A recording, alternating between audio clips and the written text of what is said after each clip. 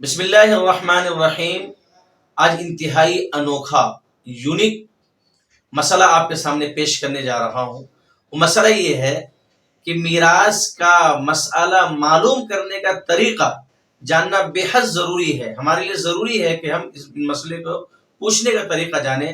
اگر اس میں غلطی ہو جاتی ہے، غلطی ہو گئی تو کسی کے حصے میں کمی ہوگی اور کسی کے حصے میں زیادتی ہو جائے گی، زیادہ اس کو مل جائے گا۔ مثال کے طور پر ایک ہی مسئلہ ہے، دو طریقے سے لوگ پوچھتے ہیں۔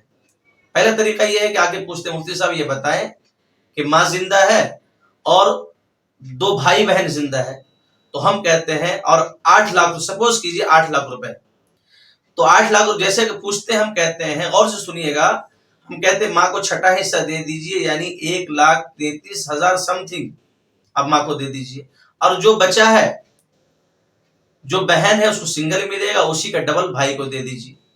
ایک طریقہ ہو۔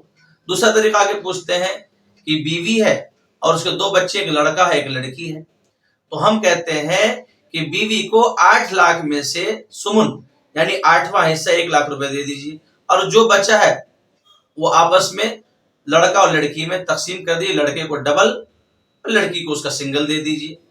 دیکھو دونوں مسئلے سیم ہیں، پوچھنے کا فرق ہے۔ اگر ماں کہتے ہیں تو 1,33,000 کچھ ملتا ہے، اور بیوی کہتے ہیں تو صرف 1 لاکھ روپے ملتے ہیں، تو فرق ہو گیا۔ ماں بولنے کی صورت میں 33,000 بڑھ جاتے ہیں، بیوی بولنے کی صورت میں 33,000 روپے گھٹ جاتے ہیں، تو بڑھاؤ گھٹاؤ کا سسٹم ہوتا ہے، جبکہ قرآن اور حدیث میں حصے متعین ہیں۔ آپ کے سامنے میں طریقہ پیش کر رہا ہوں، سمجھ لیجئے۔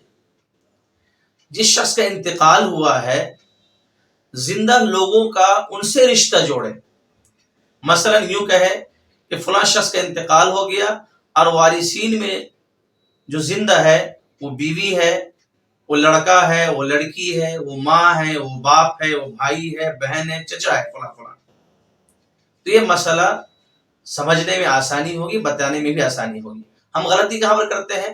مرنے والے کو سائڈ کر دیتے ہیں اور ہم آپسی رشتہ بیان کرتے ہیں۔ تو آپسی رشتہ بیان کریں گے اور مفتی صاحب نے آپ کو مسئلہ بتا دیا، جبکہ وہ بتانے والے صحیح ہوں گے، لیکن آپ کے مسئلے میں غلطی ہو چکی ہوگی، اس لیے جو طریقہ آپ کو بتایا گیا اس طریقوں کو اپنائیں، انشاءاللہ غلطی نہیں ہوگی۔